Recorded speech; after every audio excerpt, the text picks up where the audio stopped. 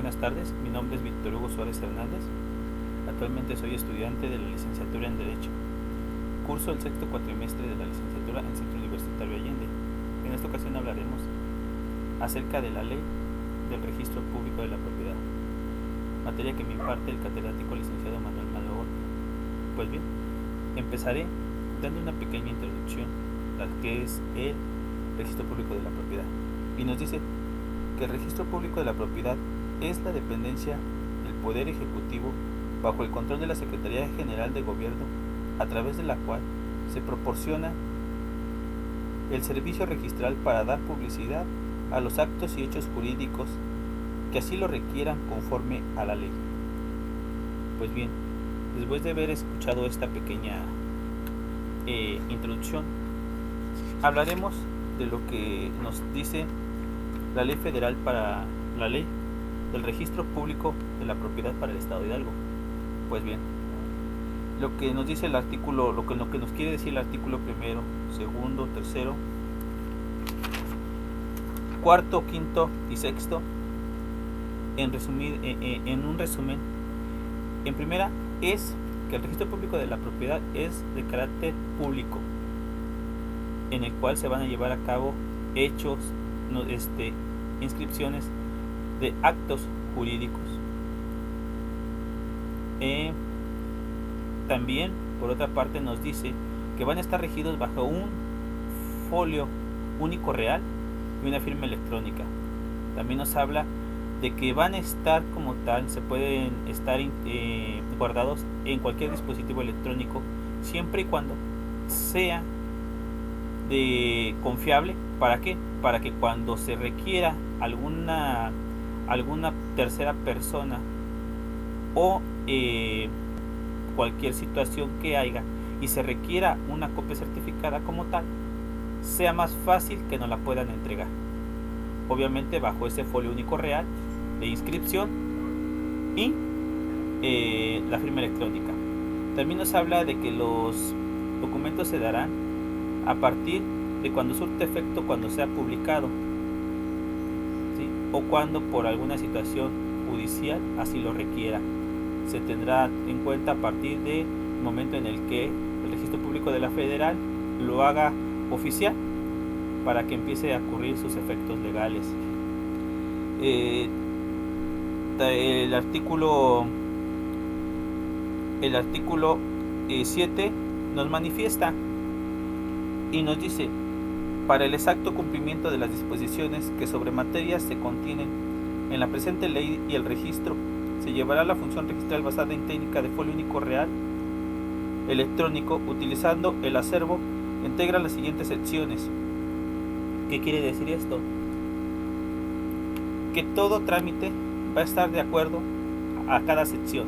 Lo vamos a dividir, aquí no lo marca, en cinco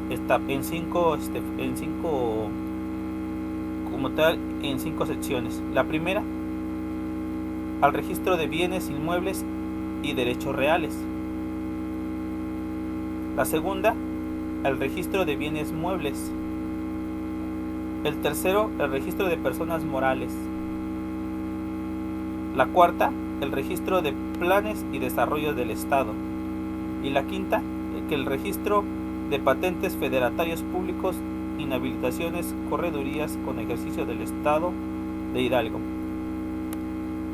Así es como están las secciones donde cual nosotros podemos ir y buscar nuestros documentos. Obviamente, si es un inmueble, pues vamos a ir a buscarlo en la primera sección. Si es un bien mueble, vamos a irlo a buscar en la segunda sección. Si es alguna persona moral, obviamente su registro debe de estar como tal en la tercera sección. Si es un registro de un plan desarrollado para el Estado, obviamente debe de estar inscrito esa propiedad en la cuarta sección, y en la quinta, pues obviamente estamos hablando de notarios públicos. Ahí debe de estar inscritos donde se encuentran estas personas. El artículo 8 nos dice que el registro de la propiedad inmueble y derechos reales tendrán a su cargo todo lo concerniente al registro de los bienes inmuebles, la publicidad relativa de los mismos y los derechos reales, gravámenes, limitaciones, dominios sobre ellos, así demás cuestiones de trascendencia en materia de derechos reales, asimismo excepcionante de derechos de las personales previstos establecidos en esta ley, así como otras leyes que determinen la publicidad de los registros públicos específicos. Quiere decir que aquí van a estar inscritas las escrituras públicas, los contratos, compraventa, todo ese tipo de situaciones va a estar aquí en la primera sección. Entonces nos dice el artículo 9. El artículo 10 nos habla de las operaciones sobre bienes muebles que funcionan en los términos previstos de la ley y demás disposiciones relativas en materia a su cargo previstas en dichos ordenamientos jurídicos. El artículo 11, para los efectos de esta ley se entenderá por, y nos hacen nos dan una numeración, el acervo registral, que es el conjunto de libros y documentos físicos y electrónicos de las oficinas registrales. Obviamente estamos hablando, como ya lo habíamos dicho, de todos los libros en común que tiene el registro público, donde están ubicados, de acuerdo a las secciones que ya habíamos mencionado anteriormente, todos y cada una de las secciones de acuerdo de bienes muebles, bienes inmuebles. Las anotaciones preventivas son aquellas anotaciones que no corresponden a inscripciones de transmisión de propiedad ni de derechos reales y no producen mutaciones con respecto de los mismos y prevén a terceros sobre determinada circunstancia anotada que conduzcan en tiempo, y las inscripciones que tengan la razón de ser para producir los efectos para los cuales se solicitaron.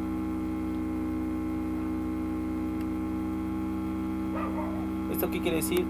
Que se harán anotaciones preventivas en dado caso de que, por ejemplo, haya una persona que tenga mejor derecho. Pues obviamente aquí se hará valer, ¿no? Se pondrá como tal una pequeña nota donde diga que este documento está en trámite por otra persona. El asiento es la inscripción o anotación preventiva que en el ejercicio de la función registral practica el registrador. ¿Qué quiere decir? Esta es la función que va a tener el registrador como tal, asentar de algún modo en el folio real dentro de la sección del trámite que se vaya a realizar. El certificado, el documento es pedido por el registrador a petición de parte. Bueno, aquí es muy claro, ¿no?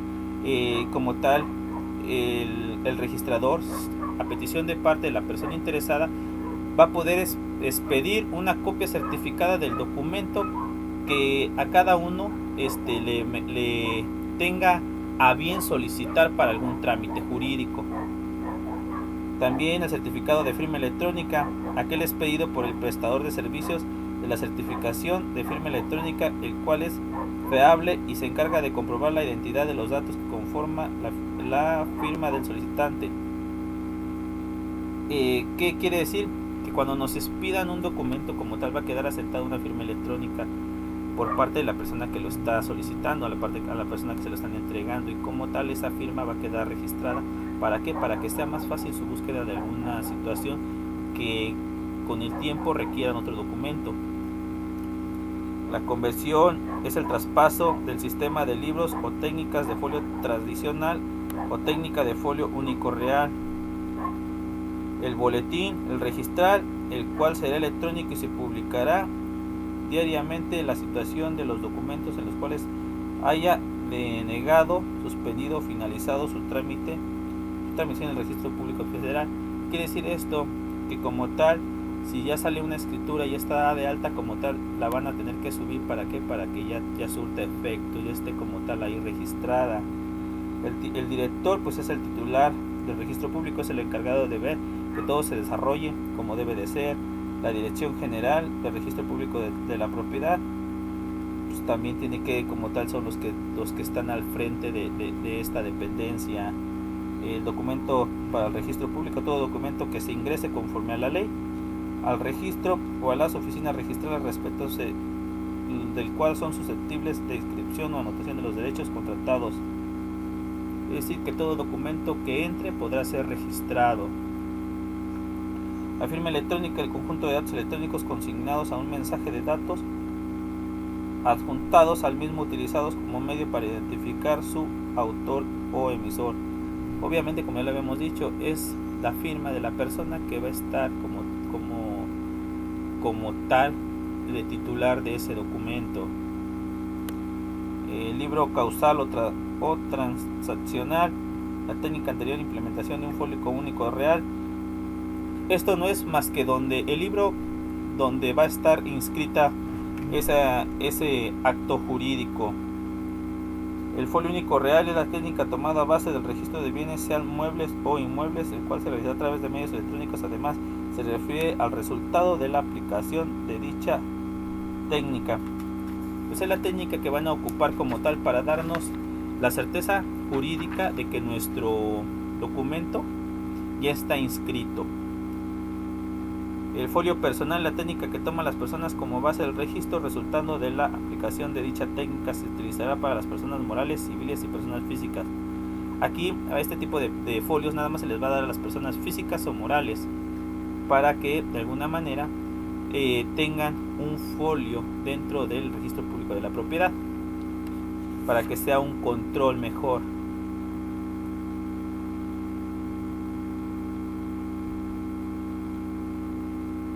También nos habla de que deben tener un sistema informático de gestión integral que genera concentración, administra la información registral, que se incorpora, se ordena y se archiva. ¿Esto qué quiere decir? Que como tal el registro público de la propiedad es una dependencia que tiene a su cargo todas las inscripciones de bienes muebles, bienes inmuebles, personas físicas, personas morales, patentes de notarios públicos, y que como tal ahí podemos saber si están inscritos, si están todavía activos o no. Ahora hablaremos acerca de los principios registrales y sus efectos de la inscripción, y esto nos habla el artículo 2 y nos dice que la función registral se presentará con base en los principios registrales contenidos en esta ley y su reglamento, en los cuales se establecen los artículos siguientes de manera enunciativa y no limitativa. También nos habla que el principio de publicidad es materia concebido como los derechos que otorga la inscripción, y estos son presunción de subsistencia o apariencia jurídica, la opondabilidad ante otro no inscrito. ¿Qué quiere decir esto? Que la publicidad se va a llevar a cabo a través de inscribir ese documento. ¿Para qué? Para que se le dé certeza jurídica de que existe ya como tal un registro, y que cuando una persona quiera ir y querer hacer un mal uso de querer inscribirla, le digan, ¿sabes qué? Este documento como tal ya está inscrito, no lo puedes inscribir tú. También nos dice el artículo 14, nos habla del principio de legitimación, y se presume, salvo la prueba de lo contrario, a todos los efectos legales el derecho registrado existe y pertenece a su titular de forma expresa en el folio único real electrónico. ¿Qué quiere decir esto? Que como tal, una vez inscrito el documento, nos va a dar la certeza jurídica para la persona que lo inscribió de que él es el titular, que él es el propietario. El artículo 15 nos habla del principio de derogación, y este obliga al registrador que deba actuar siempre a petición o instancia de parte interesada, o bien a instancia judicial administrativa, salvo los casos previstos en las leyes, que deba actuar de oficio. Este quiere decir que siempre se va a registrar a petición de la persona que vaya y haga el trámite, o por otra parte a petición de una autoridad judicial. El artículo 16 nos habla del principio de consentimiento, y este nos dice que determina que los titulares de los derechos que constituyen inscritos en el registro quedarán protegidos contra todo cambio que no haya sido consentido por los mismos u ordenado por la autoridad, debiendo ordenarse su consentimiento para la creación, transmisión, modificación y extinción de los asientos en el folio único real, que publiquen derechos a su favor, prácticas sobre los bienes y derechos inscritos. ¿Qué quiere decir este principio de consentimiento? Que solamente el titular puede modificar, transmitir de alguna manera esos derechos de ese documento, de esa propiedad. el principio de prelación, la presencia entre los derechos inscritos sobre una finca se establecerá por escrito a la orden de presentar el título a las oficinas registrales conforme a la fecha, hora y tiempo. ¿Qué quiere decir esto? Que quien lleve o como tal inscriba en tiempo, forma y pues en tiempo y forma como tal será el que tenga los derechos. Si no inscribe y dice él, yo mañana lo hago, pero hay otra persona que tenga un documento igual y él paga como tal su inscripción y lo inscribe ese mismo día, él tendrá el derecho, esa persona tendrá el derecho de preferencia, puesto que él realizó los trámites en tiempo, forma y aparte de todo pagó porque se le registrara.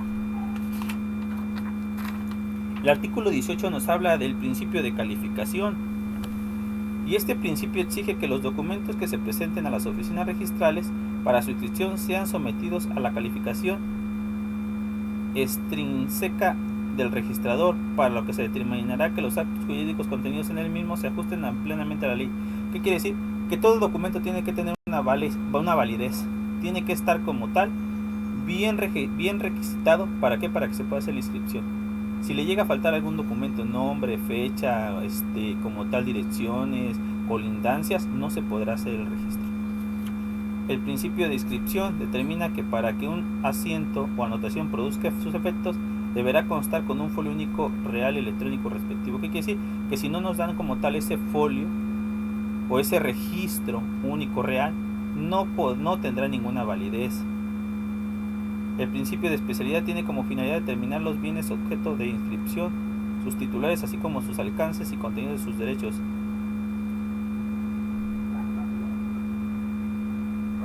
¿Qué quiere decir aquí? Que aquí vamos a determinar si es una casa, si es un terreno, cuánto mide, todos esos datos tienen que considerar para que sí tenga un alcance jurídico. Y el principio de tracto sucesivo, consiste que para practicar la inscripción a favor de un nuevo adquiriente habrá de constar previamente inscrito el derecho a favor del transferente, permitiendo que los asientos de cada folio único real queden relacionados unos con otros ininterrumpidamente a fin de mantener la cadena causal y el historial jurídico de forma ininterrumpida. ¿Qué quiere decir esto? Pues que tiene que tener el consentimiento, primero que nada, de la persona que va a transmitir los derechos a la otra persona. ¿Para qué? Para que estén en común acuerdo y todo se haga conforme a la ley y de alguna manera sea subsecuente al trámite que ya estaba realizado, ¿no? Que esté asentado como tal. Ahora hablaremos de la estructura y el funcionamiento del registro. Esto nos lo dice el artículo 22 y 23. Y dice el artículo 22 que el registro depende orgánicamente de la Secretaría de Gobierno, que es un órgano de poder ejecutivo. Lo que habíamos dicho, ¿no? Pertenece al poder ejecutivo. También a la ley orgánica de la Administración Pública del Estado de Hidalgo y corresponde a la planeación, la organización, su evaluación. O sea, son como quien dice, ellos van a tener el control sobre ellos. Más que nada, no es control, sino van a estar al pendiente de que todo marque conforme a la ley. Y obviamente está representado por el titular del registro público, el cual podrá crear o suprimir las unidades administrativas que requieran el servicio del registro. Podrán agrandar la plantilla o la podrán recortar de acuerdo a las necesidades que ellos tengan. Es lo que prácticamente nos quiere decir su estructura y su funcionamiento. Ahora vamos a hablar acerca de los registradores, el artículo 24 al 26, y estos artículos nos dicen que los registradores desempeñarán la función registral dentro del ámbito de competencia territorial asignado al distrito judicial. Para ser registrador se requiere satisfacer los requisitos exigidos al reglamento de la presente ley. Los registradores públicos de la propiedad realizarán bajo su propia responsabilidad la función registral del distrito judicial de su adscripción, del reglamento aplicable observando los principios de legalidad, exactitud, calificación de documentos presentados, las inscripciones, anotaciones y certificaciones. Los registradores serán directamente responsables de verificar que el pago de los derechos por concepto de servicios se apegue a las leyes fiscales en cuanto al monto a pagar. ¿Qué quiere decir? Que como tal los registradores tendrán que realizar sus funciones dentro de la jurisdicción que les corresponda, dentro del distrito judicial que les corresponda. También ellos van a ser los que van a ser encargados de verificar los documentos, que todos estén en apego a la ley y que todos estén realmente bien requisitados. Si no, no los podrán inscribir. También ellos son los encargados de hacer el cobro de acuerdo a lo que ellos consideren su tabulador, de acuerdo al trámite que se realice, es lo que ellos nos van a cobrar.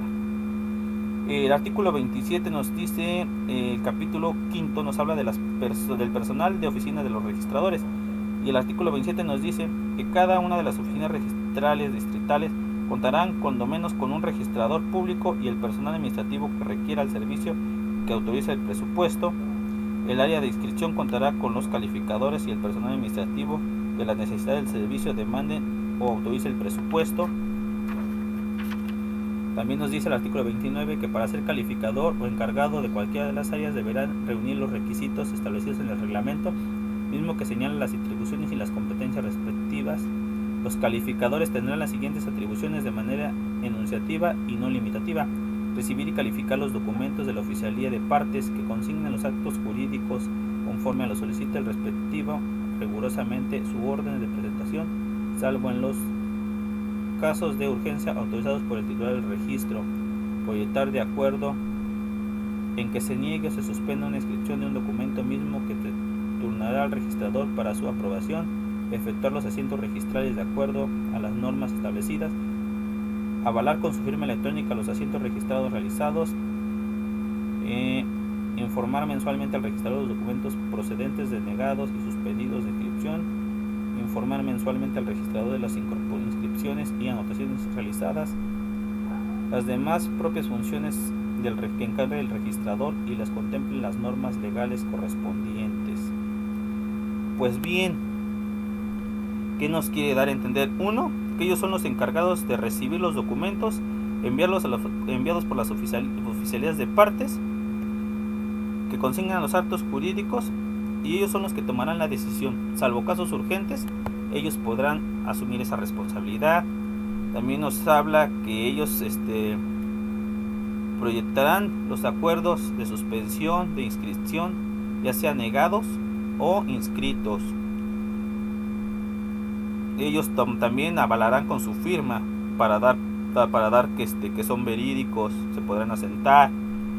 El del área de archivo, eso nos habla del área de archivo, nos habla del artículo 31. Así tomarán todas las medidas necesarias para garantizar que esos documentos queden archivados y de alguna manera se pueda, con el tiempo, si solicitan una copia certificada como tal, se pueda dársela a la persona interesada. El artículo 32 nos habla que el registro podrá dar a conocer a los particulares el acervo registral y los archivos de los documentos públicos digitalizados del registro, que también podrán expedir copias certificadas de sus archivos. ¿Esto qué quiere decir? Que ellos nos podrán decir en qué acervo está, en qué parte, si en la parte, en la sección primera, segunda, tercera, cuarta o quinta, de acuerdo a lo que nosotros vayamos y busquemos o solicitemos. El artículo 33 nos dice que para efecto de la recepción y entrega de documentos del registro, del titular del registro establecerá a su cargo y modificará el horario de las oficinas registrales de acuerdo a las necesidades del servicio. Quiere decir que ellos nos podrán dar día, fecha y hora, así como el costo de qué día nos pueden entregar nuestro documento, de acuerdo a la cantidad de trabajo que ellos tengan. Ahora bien, hablaremos acerca de el artículo 34, dice de las faltas, impedimentos y excusas.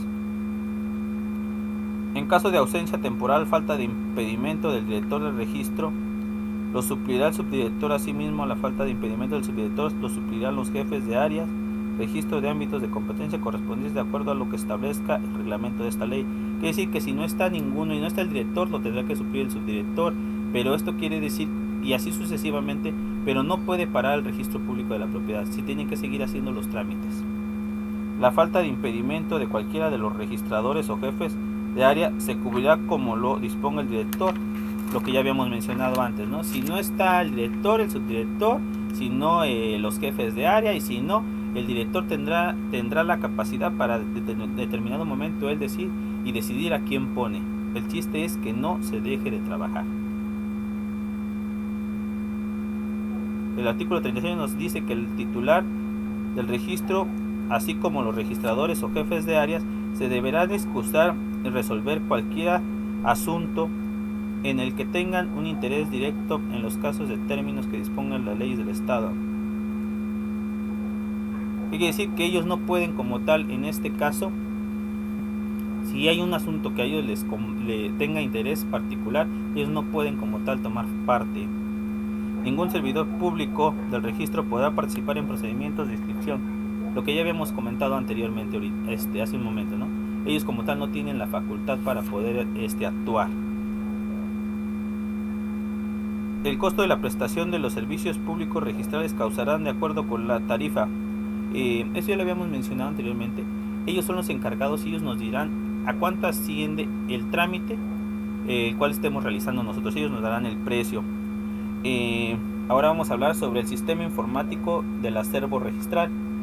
Y el artículo 40 nos dice que cumplirá las funciones mediante la utilización de un sistema informativo integral en los términos señalados por la ley.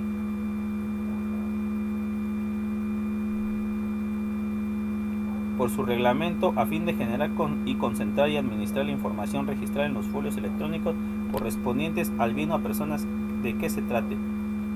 El artículo 41 nos habla de que el sistema informativo permitirá la gestión integral de la labor registral desde las solicitudes de registro, publicidad y correspondencia que ingresen a su tramitación hasta que finalmente se tengan resultados de las mismas. Artículo 42. Todas las acciones de trascendencia jurídica serán suscritas en la firma electrónica avanzada de las personas responsables de manera que garantice la integridad de la firma y el no repudio. El sistema informático contará con las precodificaciones sin estabilizar los asientos de más electrónicos de coincidencia en el registro, los certificados que se expidan, los archivos electrónicos e imágenes digitalizadas que se vean parte del acervo registral gozarán de plena validez jurídica.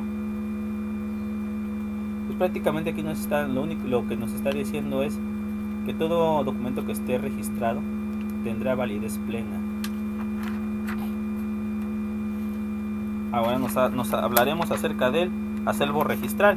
Esto nos lo marca en el artículo 47, nos dice que los documentos y libros físicos históricos constituyen el acervo físico histórico y su manipulación estará limitada a lo estrictamente necesario de su reproducción electrónica, así como en caso de impugnación a la validez de la reproducción electrónica a su cotejo con la producción impugnada. ¿Qué quiere decir esto?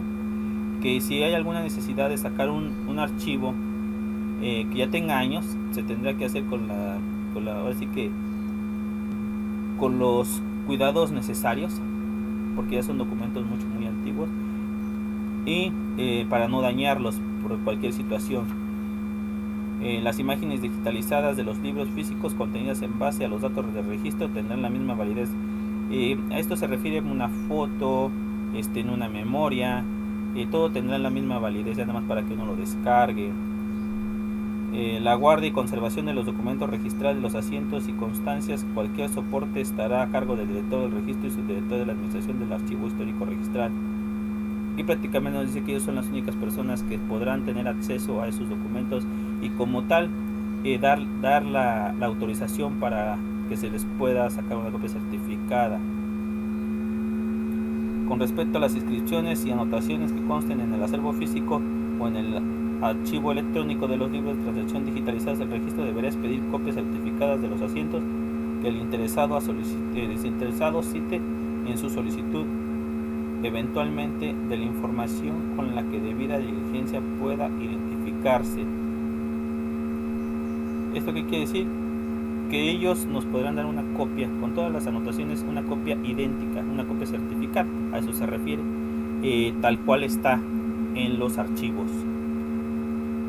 Y el artículo 55 nos dice que respecto a los testamentos hológrafos depositados en registro se estará a lo establecido por el Código Civil del Estado. Aquí prácticamente lo que marca el Código Civil, eso es lo que se hará.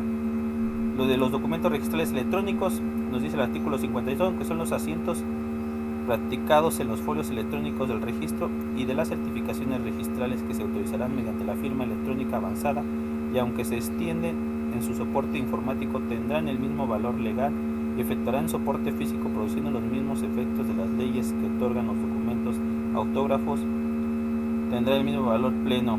Artículo 53. La documentación autorizada y emitida por los servidores públicos del registro facultados para ello, que haya sido autentificada a través de su firma electrónica avanzada, tendrá el mismo valor jurídico. Todas las acciones de trascendencia jurídica serán firmadas electrónicamente por dos personas responsables, de manera que puedan garantizarle la integridad de la firma y el no repudio de los documentos resultantes del trámite electrónico. El registro no llevará firma manuscrita. ¿Qué quiere decir esto? Que solamente bastará con la firma electrónica del responsable para que tengan un valor pleno. ¿Sí? No hay necesidad de que sea un físico, simplemente como que tenga su folio único real y la firma electrónica, con eso bastará. El folio único real, el artículo 55 nos dice que para cada inmueble se creará un folio. Es lo que decíamos, cada inscripción que se haga le van a tener que dar como tal un folio único. ¿Para qué? Para que ese sea el número con el cual se lleve el control y sepa uno en qué sección está dicha inscripción. Eso es lo que nos hace mención. El artículo 57 nos dice que los casos de inscripción por fusión, división, subdivisión, identificación, fraccionamiento de un predio en manzanas, lotes, régimen, propiedad, dominio y demás casos analógicos, se asignará un nuevo folio derivado a los anteriores. ¿Qué quiere decir? Que aquí se nos tendrá que dar otro folio de acuerdo a lo que se esté como tal fraccionando. Fracción en 4 nos tendrán que dar 4 folios, no nos pueden dar un folio para identificar como tal esa propiedad que ya ha sido notificada. Artículo 58 nos dice, es el que acabo de nombrar. Artículo 59. La apertura de folio único real electrónico por conversión se entenderá implícita en todas las solicitudes de inscripción, publicidad, representen o se llevarán a cabo reuniendo todos los antecedentes vigentes en los libros de transacciones. Quiere decir que todo debe de estar inscrito. El primer asiento del folio único real electrónico que se genere en virtud de la conversión se firmará electrónicamente y una vez hecha la conversión los libros fraccionados formará parte del acervo histórico. Una vez ya inscrito como tal un documento, pues ya se le va a tener que pasar a un archivo en el cual pues va a estar ahí para siempre guardado. Artículo 61. Cualquier trámite relacionado con las asociaciones y sociedades civiles o bien inmueble que integre el registro al que sea otorgada una calificación favorable determinará la conversión de folio electrónico. ¿Quiénes pueden solicitar el registro? Ahora hablaremos en el artículo 61. Dice que están facultados para solicitar el registro de un documento inscribible o anotable el titular del derecho en el que se ha consignado sus casa, habitaciones, apoderados, representantes legítimos, en general toda persona que acredite interés legítimo de la inscripción de un documento, el federatario público que hubiese autorizado el acto, las autoridades de acuerdo con la ley que tengan facultad para ello. Son las personas que podrán hacer como tal la inscripción. Artículo 63. La presentación de documentos podrá hacerse de forma física o electrónica, lo que ya veníamos hablando, ¿no? Se pueden llevar de forma física o de forma electrónica. El chiste de esto es llevarlos, que estén bien requisitados como tal, que los lleve ya sea la persona interesada, la titular, que sea el notario público o alguna autoridad competente, sea quien los lleve, como ya lo habíamos mencionado anteriormente, en físico o en electrónico. ¿Para qué? Para que ellos sean como tal los que ingresen y nos puedan dar el registro, el folio único real, aparte nos lo firmen y ya quede inscrito. Todo examen o estudio realizado sobre un documento por el registrador realizará únicamente previo pago de servicios. ¿Qué quiere decir esto? Si no pagamos, pues obviamente no nos lo van a dar como tal, o sea, no nos lo van a inscribir, tenemos que pagar. La calificación positiva de un documento resultará en la certificación o inscripción o anotación del acto, derecho o circunstancia solicitada. Aquí depende de cómo llevemos nuestros documentos. Si lo llevamos bien requisitado, obviamente será más fácil ingresarlo. Artículo 69 nos habla de que la calificación negativa del documento quedará a disposición del interesado previo pago de servicios. Ya lo habíamos mencionado anteriormente. Si no pagamos, pues obviamente no nos van a poder hacer como tal dar el registro, no pueda quedar inscrito. Tenemos que pagar forzosamente el trámite. La resolución correspondiente se notificará al interesado persona autorizada mediante el boletín registral. ¿Esto qué quiere decir? Que nos notificarán y nos dirán, ¿sabes qué? Sí está registrado, ya lo vamos a subir, donde tú eres el único titular de ese documento.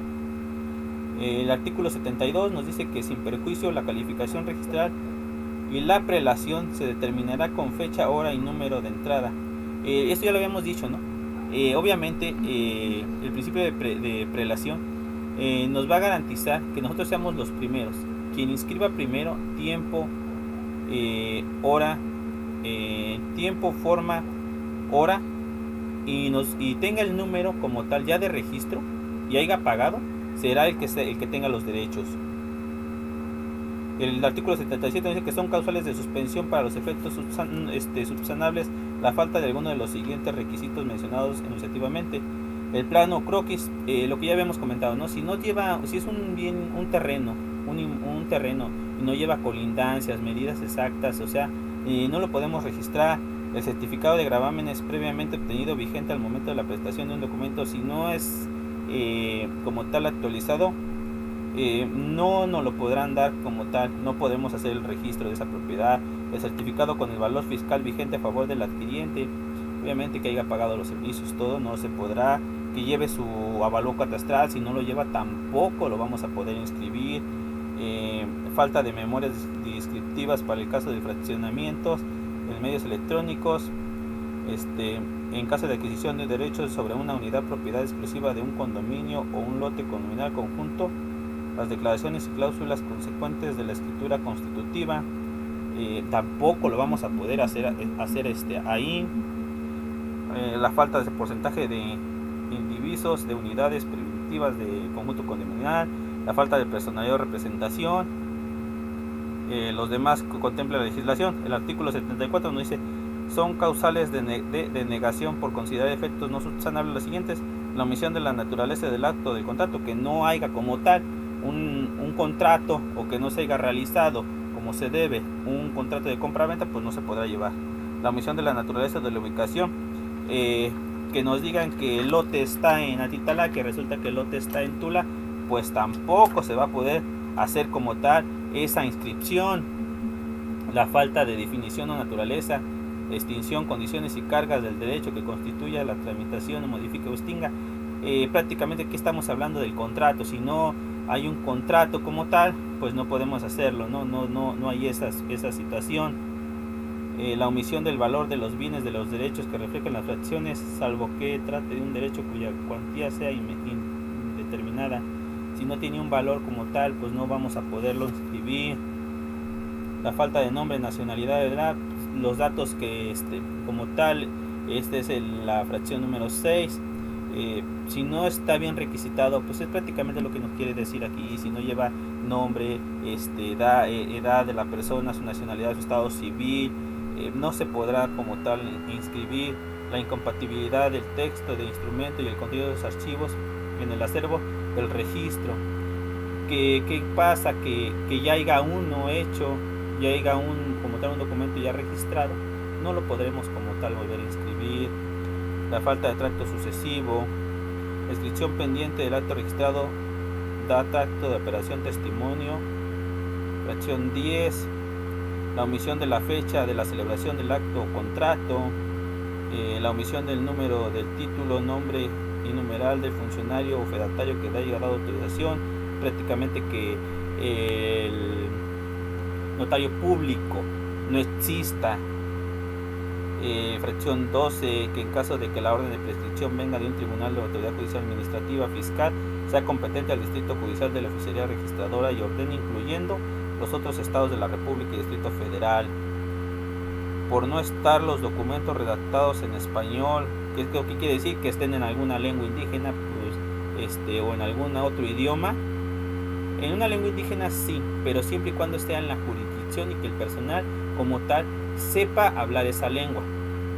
En otro idioma que estén en inglés, pues no.